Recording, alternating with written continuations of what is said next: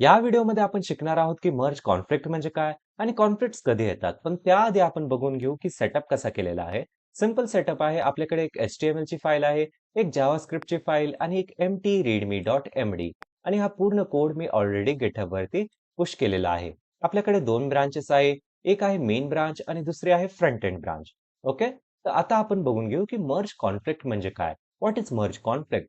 A merge conflict happens when two branches change the same part of a file and Git doesn't know which change is correct. म्हणजे जेव्हा दोन branches एका same फाईलच्या same पार्टला change करतात, तेव्हा गिटला समजत नाही की कोणता चेंज करेक्ट आहे. ओके.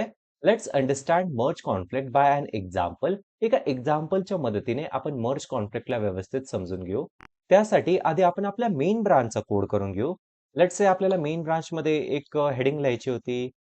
तिथे आपण लिहू this is a heading from main branch. Okay. readme.md च्या लाईन नंबर 1 वरती पण आपण लिहू added heading on main branch.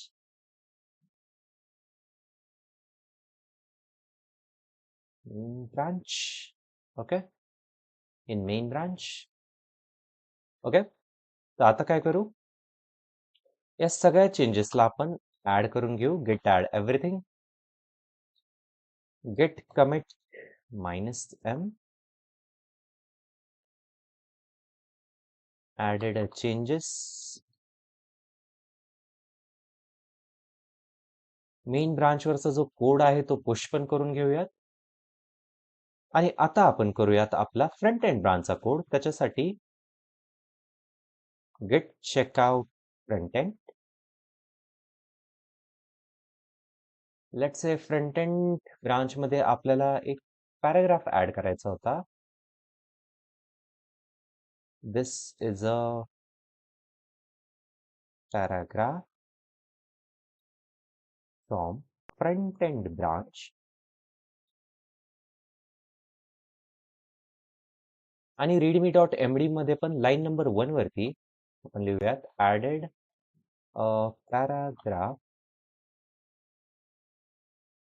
From front end branch. Okay. इथे पण करून घेऊया सगळ्या चेंजेसला ऍड. कमेंट पण करून घेऊया. जर आपण गिट पुश केलं तर आधी आपल्याला अपस्ट्रीम सेट करावी लागेल फ्रंट एंड ब्रांच साठी, तर ती पण सेट करून घेऊया. ओके. आणि आता आपण करूया फ्रंट एंड ब्रांचचा code push. Okay. So front end ब्रांचचा पण कोड पुश झाला, मेन ब्रांचचा पण कोड जो आहे तो पुश झाला. आता आपण काय करू, या दोन्ही ब्रांचेसला मर्ज करून घेऊ. त्याच्यासाठी आपल्याला आपल्या मेन ब्रांच मध्ये जावं लागेल. सो गिट चेकआउट मेन. ओके. इथे आपण काय करूया, इथे आपण कमांड टाकू गेट मर्ज आणि फ्रंट एंड. पण जसं आपण मर्ज करण्यासाठी ट्राय करू, आपण बघू शकतो इथे कॉन्फ्लिक्ट आला. इथे कॉन्फ्लिक्ट झाले. readme.md मध्ये पण कॉन्फ्लिक्ट आलाय आणि index.html मध्ये पण कॉन्फ्लिक्ट आलाय. तर हे कॉन्फ्लिक्ट इथे का आलेत? तर इथे गिटला समजतच नाहीये की आपल्याला मेन ब्रांचचा कोड ऍक्सेप्ट करायचा आहे की फ्रंट एंड ब्रांचचा कोड ऍक्सेप्ट करायचा आहे. त्याच्यामुळे हे कॉन्फ्लिक्ट इथे झालेले आहेत. ओके. आपण या कॉन्फ्लिक्टला इथे व्यवस्थित समजून घेऊ. इथे असं अजिबात नाहीये की मी readme.md च्या ज्या मेन ब्रांच मध्ये होतो, त्या मेन ब्रांच मध्ये मी पहिल्या नंबरवरती हे केलं होतं. पहिल्या नंबरवरती मी कोड केला होता आणि फ्रंट एंड ब्रांचचा पण मी पहिल्या नंबरच्या लाईन वरतीच कोड केलेला होता. म्हणजेच दोन्ही ब्रांचेसच्या सेम लाईन वरती मी कोड केलेला होता. म्हणूनच कॉन्फ्लिक्ट झालं असं अजिबात नाहीये. कॉन्फ्लिक्टचे वेगवेगळे रिझन्स असू शकतात, ते आपण बघूच. पण आधी या कॉन्फ्लिक्टला व्यवस्थित समजून घेऊ. तर इथे आहे हेड करंट चेंज, म्हणजे ते चेंजेस जे मेन ब्रांच मधून आलेले आहेत. इथे आहे फ्रंट एंड इनकमिंग चेंज, म्हणजे ते चेंजेस जे फ्रंट एंड ब्रांच मधून आलेले आहे आणि गिटला समजतच नाहीये की कोणत्या ब्रांचेसचे चेंज आपल्याला ऍक्सेप्ट करायचे. ओके. सो हे जे चेंजेस आहे, हे जे कॉन्फ्लिक्ट आहे, ते सॉल्व्ह करण्यासाठी आपल्याकडे दोन वेज असतात. एक वे म्हणजे VS कोडचा वे आणि दुसरा वे म्हणजे व्हीएस कोडचा वे म्हणजे ऑटोमॅटिक वे युजिंग व्हीएस कोड आणि दुसरा वे म्हणजे मॅन्युअल वे. ओके, सो आधी आपण ऑटोमॅटिक वे बघू. तर आपण बघू शकतो इथे आपल्याला व्हीएस कोडनी सजेस्ट केलेलं आहे ऍक्सेप्ट करंट चेंज, म्हणजे फक्त मेन ब्रांचचे जे चेंजेस आहेत ते चेंजेस ऍक्सेप्ट करा. ऍक्सेप्ट इनकमिंग चेंज म्हणजे फक्त फ्रंट एंड ब्रांचचे जे चेंजेस आहेत ते ऍक्सेप्ट करा. ऍक्सेप्ट बोथ चेंजेस म्हणजे मेन ब्रांच आणि फ्रंट एंड ब्रांच दोन्ही ब्रांचेसचे कोड ऍक्सेप्ट करा. आणि कम्पेअर चेंजेस म्हणजे जे चेंजेस आहे ते कम्पेअर करा. तर इथे आपण काय करू, इथे आपण करूयात ऍक्सेप्ट बोथ चेंजेस. तर बघू शकतो लाईन नंबर 1 वरती added a heading in main branch असं आलं आणि added a paragraph from front end branch इथे दुसऱ्या नंबरवरती गेलं. ओके, सो हा जो आपला कॉन्फ्लिक्ट होता readme.md मध्ये तो आपण सॉल्व्ह केला using VS code, automatically solve केला. आणि आता आपण काय करू, आपल्या HTML या फाईलमध्ये मॅन्युअली या कॉन्फ्लिक्टला आपण सॉल्व्ह करू. त्यासाठी आपल्याला काय करावं लागेल, त्यासाठी आपल्याला जे हे इंडिकेटर्स आहेत ते आपल्याला रिमूव्ह करावे लागतील मॅन्युअली. ओके, सो आपण बघू शकतो की हे जे कॉन्फ्लिक्ट आहे ते आपण सॉल्व्ह केलेले आहे. वाटलंच तर इथे आपल्याला स्पेस पाहिजे तर आपण स्पेस पण ठेवू शकतो. ओके, सो आता काय करू, आपण आपल्या मेन ब्रांचमध्ये चेंजेस केलेले आहेत त्याच्यामुळे हे सगळे चेंजेस करूया आपण. Add, okay, git add everything, commit पण करून घेऊया. तर बघू शकतो सक्सेसफुली आपले जे चेंजेस आहेत, कॉन्फ्लिक्ट आहे तो सॉल्व्ह झालेला आहे. ओके, पुश पण करून घेऊयात कोडला. ओके, सो आपली ब्रांचेस पण मर्ज झाली आणि आपल्याला जो कॉन्फ्लिक्ट आले होते दोन्ही फाईलमध्ये ते सॉल्व्ह झालेले आहेत. ओके, एकदा इथे रिफ्रेश करू गिटहब वरती आणि आपण इथे बघू शकतो index.html चेक केली तर आपले जो कोड आहे तो व्यवस्थित आलेला आहे. ओके, आणि आपल्या जे ब्रांचेस आहेत दोन्ही ते आपण मर्ज सक्सेसफुली झालेले आहेत. ओके, सो आता आपण बघूया नेक्स्ट काय आहे, पुल कमांड. ओके, सो पुल कमांड जी आहे ती आधी आपण बघितली होती पण परत एकदा व्यवस्थित बघून घेऊ. Pull command, okay, pull command. Pull command is use to get the latest changes from GitHub into your local computer repository. म्हणजे जे चेंजेस गिटहब वरती केलेले आहेत ते चेंजेस आपल्या कम्प्युटर मध्ये आणण्यासाठी आपण पुल कमांडचा यूज करू शकतो. त्यासाठी आपण काय करू, आपल्या आपल्या या गिटहब वरती जाऊ आणि जी readme.md आहे ना त्याच्यात काही चेंजेस करू. लेट्स से मी इथे असं लिहिलं, दिस इज readme.md. ओके, थोडंसं स्पेस नाही तर डायरेक्ट चेंजेस करून टाकू. Commit directly in the main branch. Okay, commit केलं आपण. तर गिटहब वरती तर हे चेंजेस झाले. गिटहब वरती तर दिस इज readme.md हे टेक्स्ट आलं.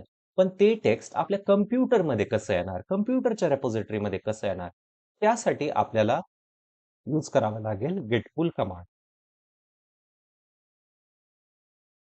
ओके, सो बघू शकतो जसं आपण git pull कमांडला रन केलं तसंच आपल्या ज्या सगळ्या फाईल जे हे टेक्स्ट होतं ते व्यवस्थित आपल्या रेपॉझिटरीमध्ये कम्प्युटरमध्ये आलेलं आहे. Okay, so basically git pull command जे चेंजेस आपण गिटहब वरती केलेले आहेत ते चेंजेस आपल्या कम्प्युटरमध्ये आणण्यासाठी यूज केली जाते आपली ही git pull कमांड. ओके,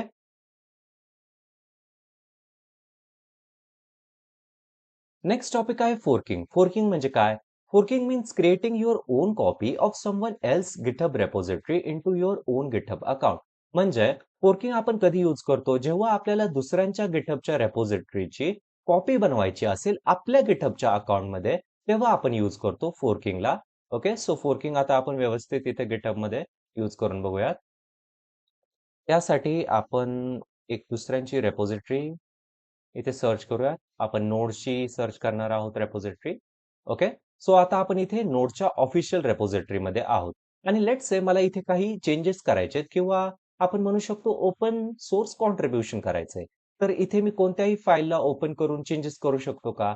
नाही करू शकत, कारण ही ऑफिशियल फाईल आहे, ऑफिशियल रेपॉझिटरी आहे नोडची. पण जर आपल्याला कॉन्ट्रीब्युशन करायचं असेल, चेंजेस करायचे असतील तर ते आपण कसं करणार? तर ते आपण करू शकतो फोर्किंगच्या मदतीने. आपण बघू शकतो इथे फोर्क नावाचा एक ऑप्शन आहे. त्याच्यावरती आपण क्लिक केलं तर काय होईल, आपल्या GitHubच्या अकाउंटमध्ये ही नोड नावाची रेपॉझिटरी कॉपी होईल. ओके. आणि फक्त काय कॉपी होणार आहे? Copy the main branch only. Okay. म्हणजे फक्त जी मेन ब्रांच आहे तीच ब्रांच कॉपी होणार आहे. ओके. सो इथे फोर्किंग स्टार्ट होईल. काही वेळ लागू शकतो कॉपी होण्यासाठी. ओके. सो आपण बघू शकतो आपल्या गिटहबच्या अकाउंटमध्ये आता नोडची रेपॉझिटरी जी आहे ती कॉपी झालेली आहे, फोर्क झालेली आहे. ओके. आपण बघू शकतो इथे आपल्या रेपॉझिटरीमध्ये आपल्या गिटहबच्या अकाउंटमध्ये नोडची जी रेपॉझिटरी आहे ती कॉपी झालेली आहे. ओके. आणि आता आपल्या या अकाउंटमध्ये जर ही रेपॉझिटरी आहे तर ऑफकोर्स आपण चेंजेस करू पण शकतो. इथे आपण काय करू, फक्त readme.md लाच चेंज करू. लेट्स से इथे मला लिहायचं होतं this is readme.md. Okay. So एवढेच चेंजेस करणार आहोत आपण. ओके.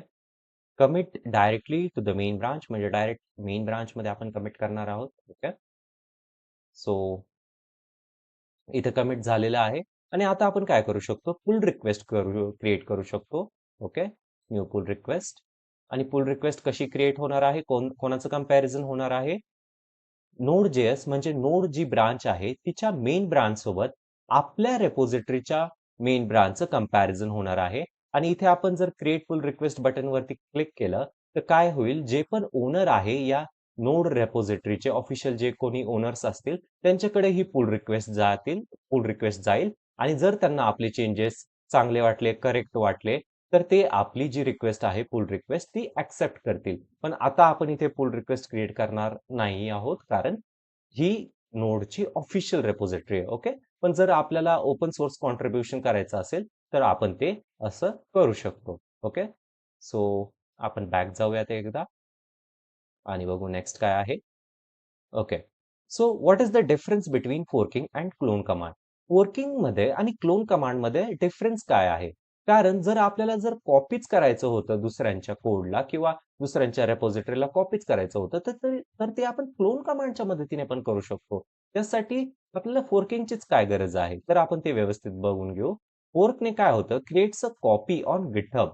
ओके. सो फोर्क केल्याने काय होतं, जी रेपॉझिटरीची कॉपी आहे ती आपल्या गिटहबच्या अकाउंट वरती कॉपी होते. आणि क्लोन कमांडने काय होतं, downloads a repository to your computer. म्हणजे जी रेपॉझिटरी आहे ती आपल्या गिटहब वरती कॉपी नाही होत, ती आपल्या गिटहब वरती डाउनलोड नाही होत, ती आपल्या कम्प्युटर मध्ये डाउनलोड होते. सो हा डिफरन्स आहे फोर्किंग मध्ये आणि क्लोन कमांड मध्ये. ओके. सो एवढंच होतं या व्हिडिओ मध्ये.